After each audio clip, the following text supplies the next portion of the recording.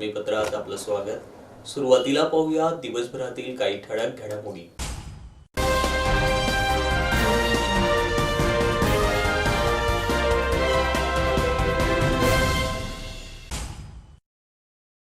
मराठा आरक्षणासंदर्भातील राजपत्राच्या मसुद्याविरोधात धुळ्यात निदर्शने।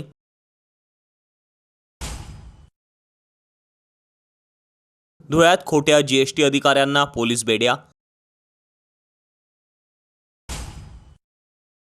सद्गुरू माता सुदीक्षाजी महाराजांच्या पावन सानिध्यात धुळ्यात संत निरंकारी संत समागमाचं आयोजन। नाशिक एसटी बस स्थानकात सोयी सुविधांची वाणवा। साक्री तालुका एज्युकेशन सोसायटीचे अध्यक्ष पराग बेडसे यांना प्रेरणा मूर्ती पुरस्कार। दिनांक 3 फेब्रुवारी रोजी धुळ्यात यदा कदाचित रिटर्न नाटकाचं आयोजन। धुळ्यातील स्वीट होम नर्सरी स्कूलच्या वार्षिक स्नेहसंमेलनानिमित्त सांस्कृतिक कार्यक्रम संपन्न। हाताला काम नाही म्हणून ऊसतोडीकडे धाव, ऊसतोड मजुराने मांडली व्यथा। धुळ्यातील न्यू सिटी हायस्कूल येथे रस्ता सुरक्षा अभियानांतर्गत चित्रकला स्पर्धा संपन्न। प्रभाग क्रमांक 12 कबीरगंज येथे अभ्यासिकेचं उद्घाटन।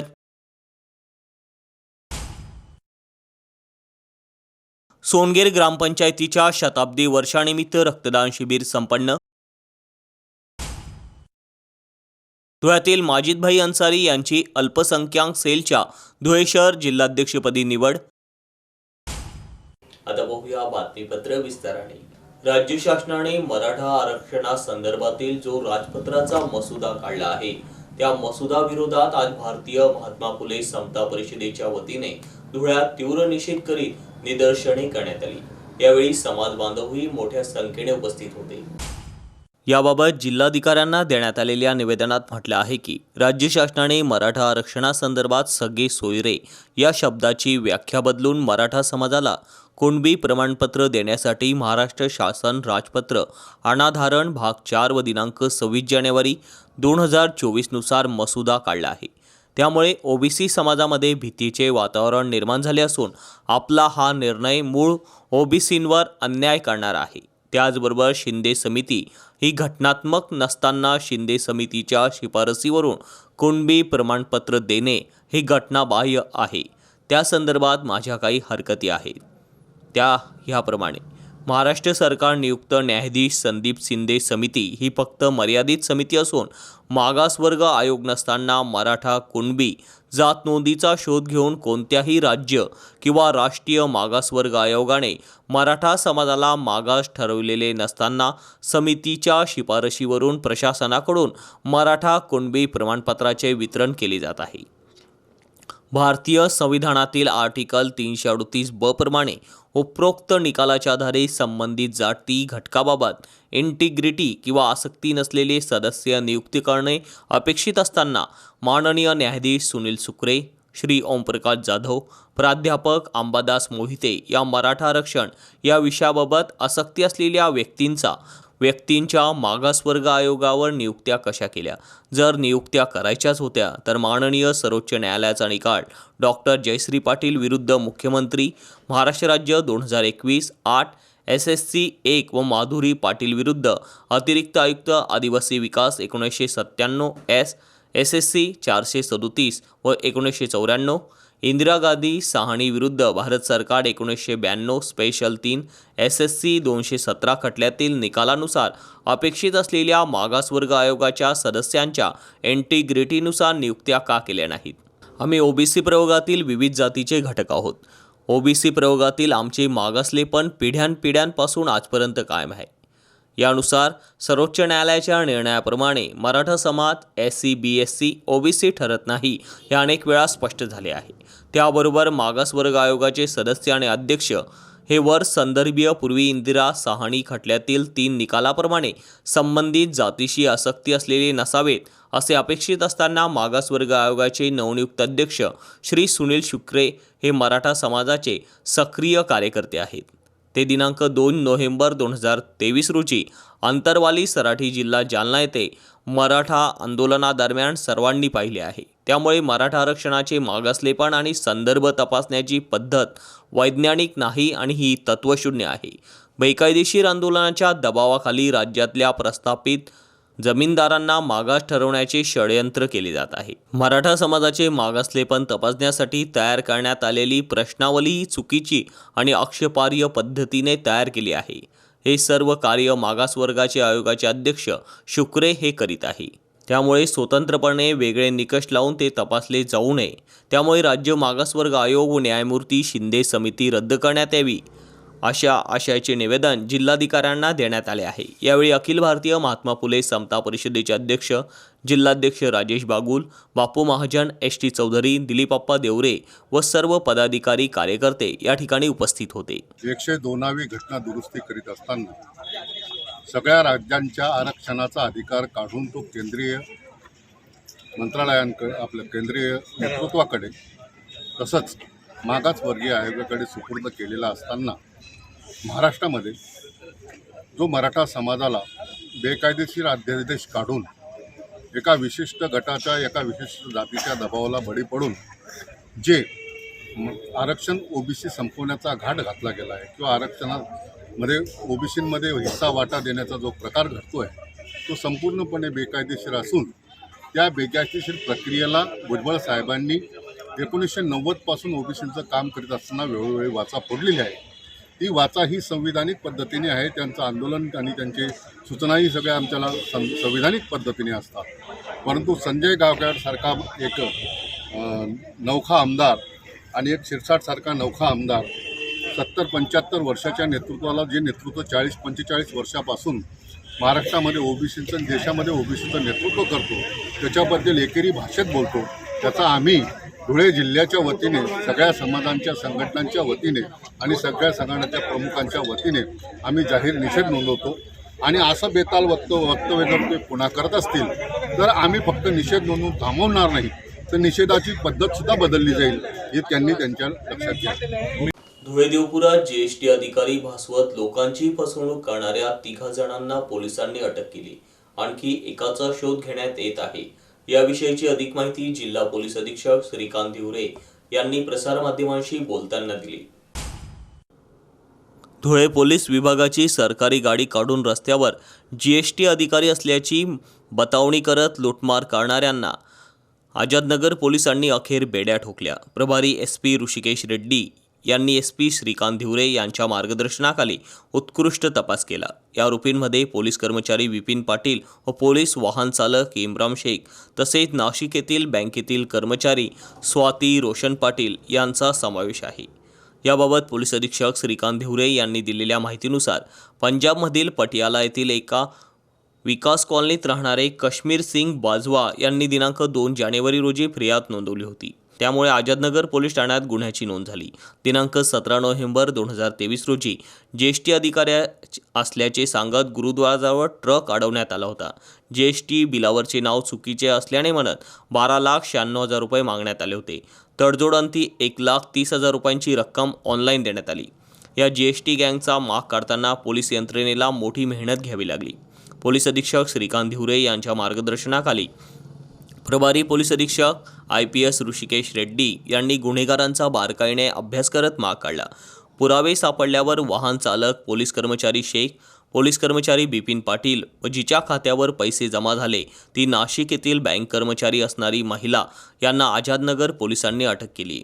या प्रकरणात फिर्यादी व इतर साक्षीदारांची 71,33,984 रुपये इतकी फसवणूक झाल्याची नोंद पोलीस दप्तरी करण्यात आली। या गुन्ह्यात आणखी कोणाची फसवणूक झाली असेल तर त्यांनी आझादनगर पोलिसात संपर्क साधण्याचे आवाहन करण्यात आले आहे। पोलिसांच्या मोटर वाहन विभागातून पेट्रोलिंगच्या नावाने पोलीस कर्मचारी बिपिन पाटील यांनी पोलिसांचे वाहन वापरले। त्याने कोणत्या अधिकाऱ्याच्या आदेशाने शासकीय पोलीस गाडी देण्यात आली याची सखोल चौकशी होण्याची गरजेचे आहे। 2 महिने हे वाहन कोणाच्या ताब्यात होते, त्याचे लॉगबुक, डिझेल कोण भरत होते याचीही चौकशी करण्याची गरज आहे। आपल्याकडे आझादनगर पोलीस स्टेशनला एक फिर्याद प्राप्त झाली होती की काही इस्मांकडून रात्रीच्या वेळेला आम्ही GSTचे अधिकारी आहोत असे म्हणून वाहनांचे थांबवणं आणि त्यांच्याकडनं त्यांच्या बिल्टी वगैरे चेक करून त्यांच्याकडनं पैसे विविध याच्याने गोळा करणं अशी एक फिर्याद प्राप्त झाली होती. त्या अनुषंगाने आम्ही 3 लोकांना अटक केलेली आहे. त्याच्यापैकी एक स्वाती पाटील आहेत नाशिकच्या, एक ASI बिपिन पाटील आहेत आणि एक इम्रान शेख नावाचे आमचे चालक आहेत. अशा आम्ही 3घांना अटक केलेली आहे आणि तपास आता चालू आहे. आरोपी आहे XYZ, तो सध्या फरार आहे. तो देखील आज अटक होण्याची शक्यता आहे. त्याच्यानंतर तपासाला अजून गती येईल. सर, यांच्या टीमकडनं करण्यात आलेली नाही. साधारणतः 71 लाखाचा आत्तापर्यंत त्यांनी पैसे घेतले असं तपासात निष्पन्न होत आहे. आरोपींना काल रात्रीच अटक झाली. त्यांचं इंट्रोगेशन अजून चालू आहे. हळूहळू आपल्याला तपासामध्ये प्रगती कळेल. धुळ्यातील संत निरंकारी मंडळातर्फे दिनांक 3 फेब्रुवारी 2024 शनिवार रोजी सायंकाळी 5 ते 8 या वेळेत साक्री रोडावरील विद्यावर्धिनी महाविद्यालयाच्या प्रांगणात निरंकारी संत समागमाचं भव्य आयोजन करण्यात आलं आहे. सद्गुरू माता सुदीक्षाजी महाराज व निरंकारी राजपिता रमेशजी यांच्या पावन सानिध्यात होणाऱ्या या आध्यात्मिक सत्संग प्रवचनाच्या कार्यक्रमास उत्तर महाराष्ट्रातील हजारो भाविकांची उपस्थिती असणार आहे. धुळेकर व पंचक्रोशीतील भाविकांनी उपस्थिती दर्शवावी असं आवाहन संत निरंकारी मंडळातर्फे करण्यात आलं आहे. या संत समागमासाठी विविध व्यवस्थांची जय्यत तयारी सुरू आहे. कार्यक्रमासाठी भव्य स्टेज, सभा मंडप व आकर्षक मुख्य प्रवेशद्वार उभारण्यात येत असून या प्रवेशद्वाराजवळ स्वागत कक्ष, सेवादल कक्ष, ब्रह्मज्ञान प्रदान कक्ष, वैद्यकीय सहायता कक्ष, प्रकाशन स्टॉल, कॅन्टीन, पोलीस मदत कक्ष इत्यादी व्यवस्था करण्यात येणार आहे. या सर्व सेवांची जबाबदारी संत निरंकारी सेवा दलाचे जळगाव क्षेत्राचे बंधू भगिनी मोठ्या उत्साहात पार पाडताना दिसत आहे. धुळे नंदुरबार जिल्ह्यातील निरंकारी भक्तांसाठी ही मोठी आध्यात्मिक पर्वणी आहे. धुळे येथे 10 वर्षानंतर सद्गुरूंचे आगमन होत आहे. त्यामुळे सर्वांनाच या कार्यक्रमाविषयी आतुरता निर्माण झाली आहे. यामुळे हजारो भाविकांना सद्गुरूंचे आपल्या परिसरात एकत्रितपणे दर्शन करण्याचा योग या निमित्ताने येत आहे. निरंकारी सद्गुरू माता सुदीक्षाजी महाराज हे यावेळी आध्यात्मिक जागृतीद्वारे मानव एकतेचा संदेश देईल. या निरंकारी संत समागमात सर्व जिज्ञासू, प्रभुप्रेमी भक्त माता भगिनी व संत मंडळींनी उपस्थित राहून सद्गुरूंच्या पावन दर्शनाचा व सत्संग प्रवचनाचा लाभ घ्यावा असं आवाहन धुळे झोनचे झोनल इन्चार्ज हिरालाल पाटील, जळगाव सेवादलचे क्षेत्रीय संचालक सुशील कुमार दारा यांनी केलं आहे. धन्यकारजी, आपल्याला सगळ्यांना सूचित करताना अत्यानंद होते की या ठिकाणी धुळे या ठिकाणी विद्यावर्धिनी ग्राउंडच्या प्रांगणात सद्गुरू माता सुदीक्षाजी महाराज जे निरंकारी मिशनचे प्रमुख आहेत त्यांच्या उपस्थितीत या ठिकाणी शनिवार दिनांक 3 फेब्रुवारी रोजी सायंकाळी 5 ते 8 वाजेच्या दरम्यान या ठिकाणी भव्य सत्संगाचं आयोजन करण्यात आलेलं आहे. तर आपण सगळे जाणता की संत निरंकारी मंडळामार्फत स्वच्छता अभियान असेल, रक्तदान शिबिर असेल, त्या सगळ्या गोष्टी राबवल्या जातात. म्हणजे सामाजिक कार्याच्या सोबत आध्यात्मिक कार्य या ठिकाणी केलं जातं. आणि एक म्हटलं आहे की मानव को मानव हो प्यारा, एक दूजे का बने सहारा, एक मानवतेचे कार्य या ठिकाणी केलं जातं. आध्यात्मिकतेचा संदेश या ठिकाणी दिला जाणार आहे. या ठिकाणी एकमेकांच्या प्रति, मानवाच्या प्रति मानवाचे जे कर्तव्य आहेत ते म्हणून या जाणीव मानवतेची या ठिकाणी सगळ्यांना करून दिली जाणार आहे. तर तमाम नागरिकांना एक आवाहन करतो की त्यांनी या आध्यात्मिक कार्यक्रमाचा या ठिकाणी लाभ घ्यायचा आहे. या ठिकाणी जवळपास 8 ते 10 हजार भाविकांची उपस्थिती असणार आहे. त्यात धुळे, जळगाव, नंदुरबार तसेच त्या पिंपळनेर या परिसरातील भाविक या ठिकाणी येतील. त्यासोबत या ठिकाणी या प्रांगणात कॅन्टीनची व्यवस्था करण्यात आलेली आहे. त्याच्यानंतर प्रकाशनही या ठिकाणी करण्यात आलेलं आहे. प्रकाशन ज्याला पब्लिकेशन आहे, या ठिकाणी धार्मिक पुस्तकांची विक्री या ठिकाणी होईल. त्याचप्रकारे या ठिकाणी बाहेरचे जे भाविक आहेत त्यांच्या सेवेसाठी एक सेवादलचं युनिट आहे, ते सेवादलचं युनिटही तत्पर असणार आहे. तरी सगळ्यांना विनंती या माध्यमातून की या कार्यक्रमाचा सगळ्यांनी लाभ घ्यावा.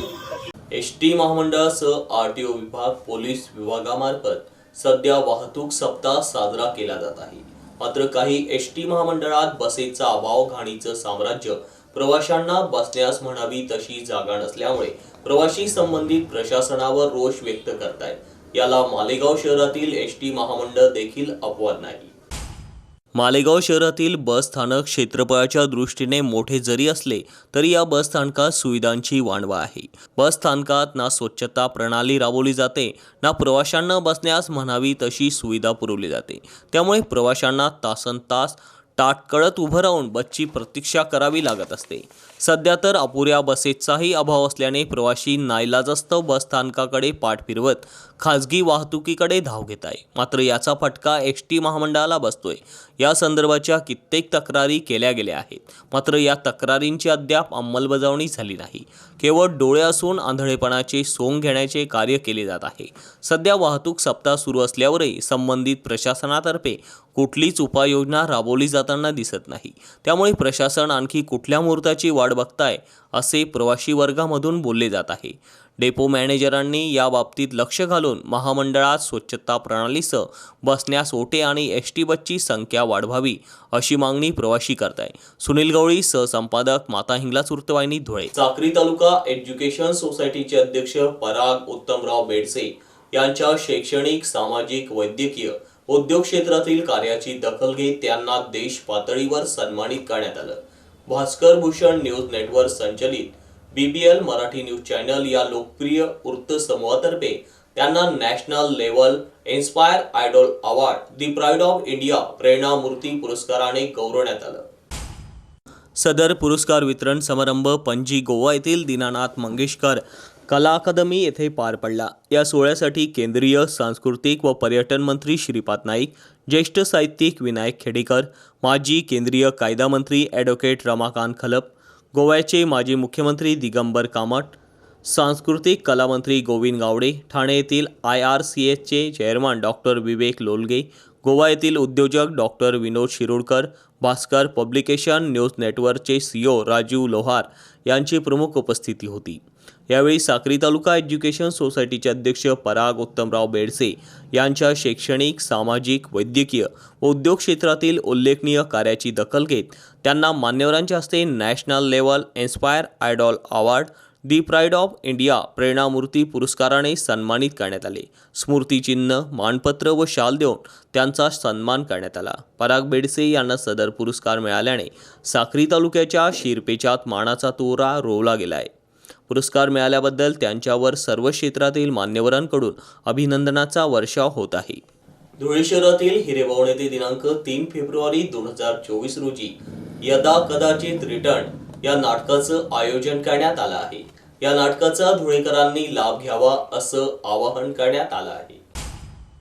या पत्रकार परिषदेला बज फिलिक्सचे CEO अक्षय ठाकूर, मुख्य सर्जनशील अधिकारी रुपेश प्रकाश, किशोर नामदेव ठाकूर, धुळे जिल्हा नाट्य परिषदेचे प्रतिनिधी सुजय सुरेश भालेराव, राहुल बागोल आदी उपस्थित होते.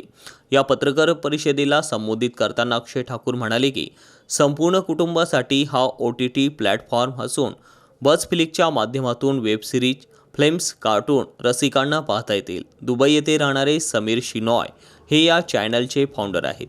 दिनांक 3 फेब्रुवारी रोजी धुळ्यात हिरेभवनला यदा कदाचित रिटर्न्स हे नाटक येत असून नाट्यरसिकांनी नाटकाचं तिकीट घेतल्यानंतर बज फिलिक्सचे 1 वर्षाचे सबस्क्रिप्शन मोफत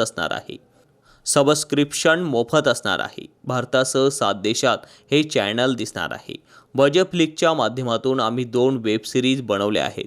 सध्या हिंदी भाषेतील कार्यक्रम या चॅनलवर दाखवण्यात येत आहे. लवकरच प्रादेशिक भाषातील नाटकं, सिरीज दाखवण्यात येतील. धुळ्यातील स्थानिक कलाकारांना देखील आम्ही प्राधान्य देऊ. त्याबरोबरच धुळे आणि जवळपासची लोकेशन शूटिंगसाठी निवडण्यात येणार आहे. त्यातून धुळ्याची ओळख सर्वदूर होईल. बज फिलिक्सचे 1 वर्षाच्या सबस्क्रिप्शनसाठी 403 रुपये रसिकांना मोजावे लागतील असेही ते म्हणाले. नमस्कार, मी अक्षय ठाकूर. येत्या 3 फेब्रुवारीला हिरेभवन येथे यदा कदाचित रिटर्न या नाटकाचा प्रयोग होणार आहे.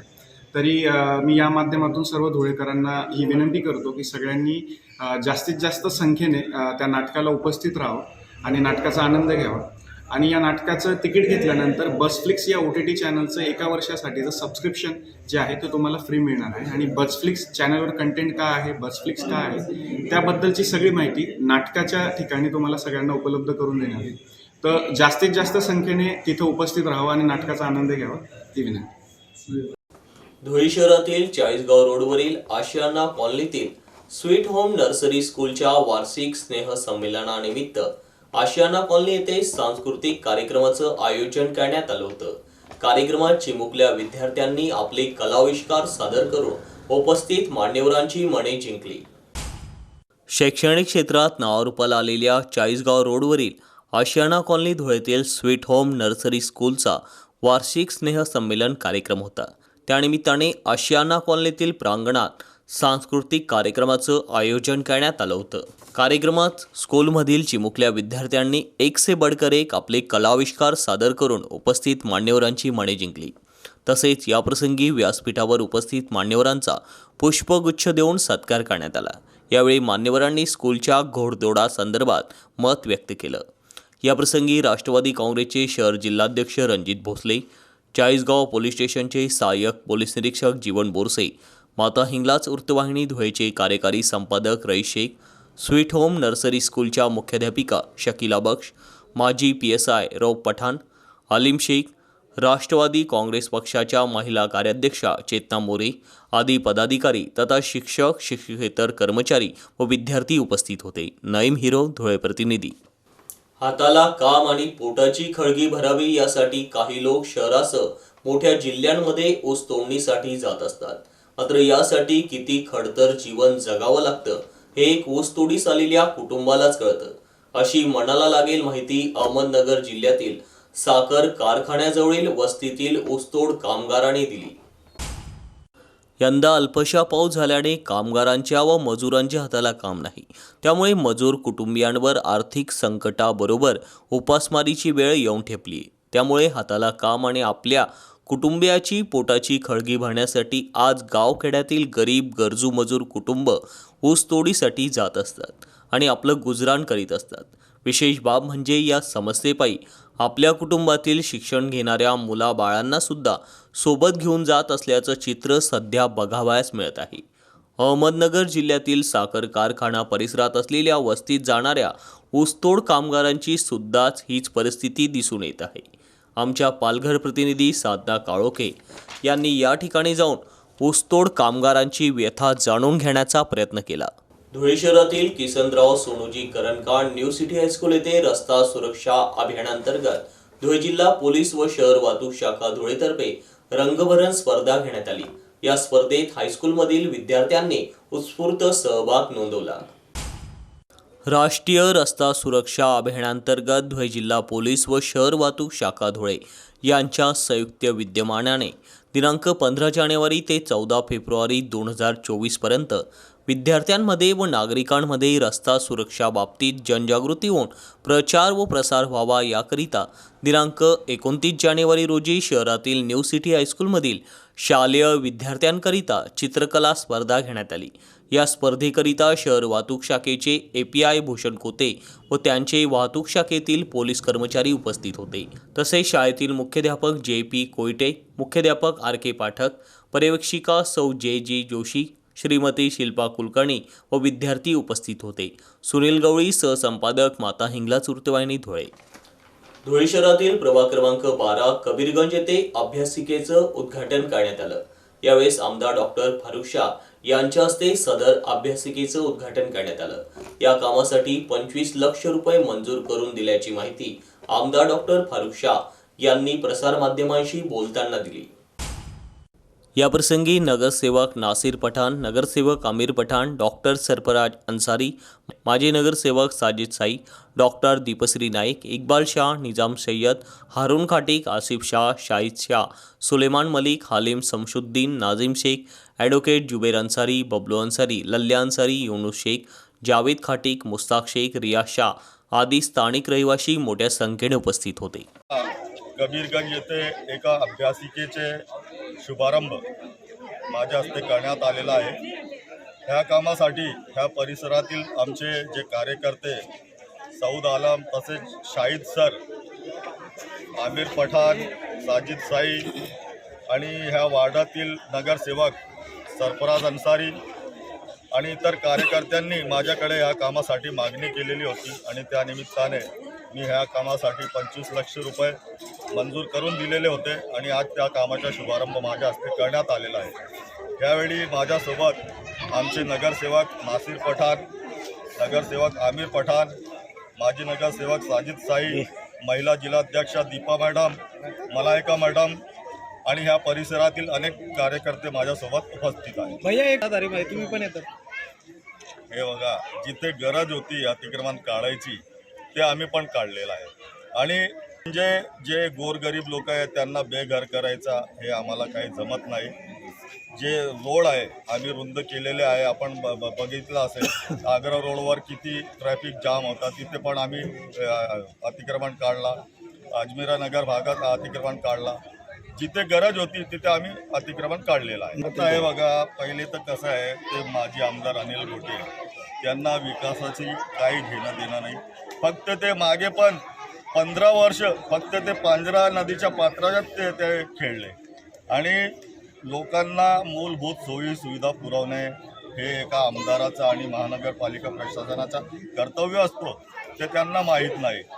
आता आपण बघा, जेवढे नवीन वसाहती झालेल्या आहेत तिथे रस्ते नाही, गटारी नाही, लोकांना येण्या जाण्यासाठी आणि पिण्याच्या पाण्यासाठी त्रास सहन करावा लागत होता। कोणीच याकडे लक्ष दिलेलं नाही।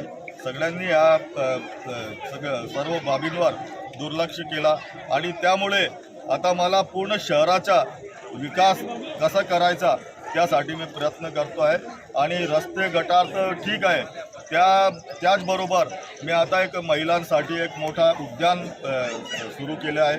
येत्या 15 दिवसात त्याचा लोकार्पण आम्ही करणार आहोत। त्याच धर्तीवर जे आमचे तरुण मुले आहेत त्यांना खेळण्यासाठी 1 कोटी रुपये खर्चून एक प्लेग्राऊंडचा आम्ही निर्माण केलेला आहे। त्याच धर्तीवर संपूर्ण शहरात आम्ही 4 ठिकाणी जे गोरगरीब विद्यार्थी आहेत त्यांना शिक्षण, त्यांना अभ्यासासाठी जागा नव्हती, आम्ही 4 ठिकाणी अभ्यासिकासुद्धा तयार केलेले आहेत। धुळे तालुक्यातील सोनगीर ग्रामपंचायतीच्या शताब्दी वर्षानिमित्त सोनगीर ग्रामपंचायत व नवजीवन ब्लड बँक धुळे यांच्या संयुक्त विद्यमानाने आज भव्य रक्तदान शिबिराचं आयोजन करण्यात आलं होतं। रक्तदान शिबिरात रक्तदात्यांनी उत्स्फूर्त सहभाग नोंदवला। आयोजित रक्तदान शिबिरात ज्या रक्तदात्यांनी सहभाग नोंदवला होता त्या रक्तदात्यांना आयोजकांतर्फे आकर्षक भेटवस्तू देण्यात आल्या। आज काही रुग्णालयांमध्ये रक्ताचा तुटवडा मोठ्या प्रमाणात भासत आहे। या समस्येपायी काही रुग्णांना आपला जीवही गमवावा लागलाय। ही परिस्थिती लक्षात घेत रक्तदान हे श्रेष्ठ दान असते। या पार्श्वभूमीवर आज सोनगीर ग्रामपंचायतीच्या शताब्दी वर्षानिमित्त भव्य रक्तदान शिबिराचं आयोजन करण्यात आलं होतं, अशी माहिती आयोजकांतर्फे देण्यात आली। राष्ट्रीय काँग्रेस पक्षाचे राष्ट्रीय अध्यक्ष तथा उपमुख्यमंत्री अजित पवार तसेच राष्ट्रीय काँग्रेस पार्टीचे प्रदेशाध्यक्ष खासदार सुनील तटकरे व राष्ट्रीय काँग्रेस पार्टीचे अल्पसंख्याक विभाग राज्यप्रमुख इद्रिस अलियास नाईकवाडी प्रदेश कार्याध्यक्ष वसीम बुरान यांच्या मान्यतेने माजिदभाई अन्सारी यांची धुळे अल्पसंख्याक सेलच्या धुळे शहर जिल्हाध्यक्षपदी धुळे शहर कार्याध्यक्ष जावेद बिल्डर यांच्या हस्ते नियुक्ती करण्यात आली आहे। त्यानिमित्ताने त्यांचा आज सत्कार करण्यात आला। याप्रसंगी राष्ट्रवादी काँग्रेस पक्षाचे धुळे शहर जिल्हाध्यक्ष कैलास चौधरी, राष्ट्रवादी काँग्रेस सामाजिक न्याय विभागाचे प्रदेश सरचिटणीस महेंद्र शिरसाट, धुळे शहर सरचिटणीस एजाज जुनेद शेख, युवक प्रदेश सचिव निखिल पाटील, सामाजिक न्याय जिल्हाध्यक्ष सुरेश अहिरे, सोशल मीडिया प्रदेश सचिव समीर खान, ओबीसी धुळे शहर अध्यक्ष ज्ञानेश्वर माळी, ज्ञानेश्वर पाटील, धुळे शहर सोशल मीडिया अध्यक्ष सोहेल काझी, एजाज शेख, राष्ट्रवादी विद्यार्थी काँग्रेसचे प्रदेश सरचिटणीस आयुष काकडे व आवेश शेख, ताहिर खाटेक, न्याज अन्सारी, तस्लीमबाई आदी उपस्थित होते। शेवटी पुन्हा एक नजर ठळक घडामोडींवर।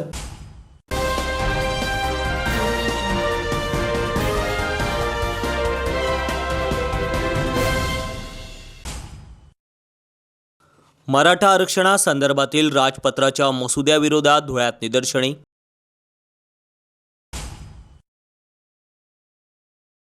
धुळ्यात खोट्या जीएसटी अधिकाऱ्यांना पोलीस बेड्या। सद्गुरू माता सुदीक्षाजी महाराजांच्या पावन सानिध्यात धुळ्यात संत निरंकारी संत समागमाचं आयोजन। नाशिक एसटी बस स्थानकात सोयी सुविधांची वानवा।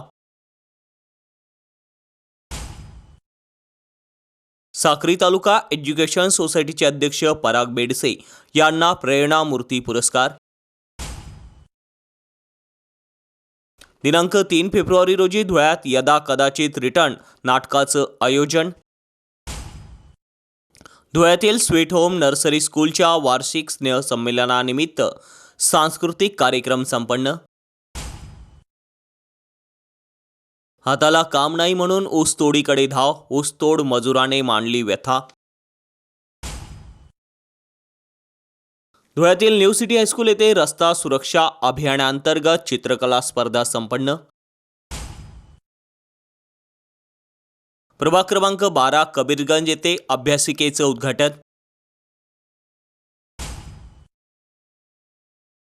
सोनगेर ग्रामपंचायतीच्या शताब्दी वर्षानिमित्त रक्तदान शिबिर संपन्न.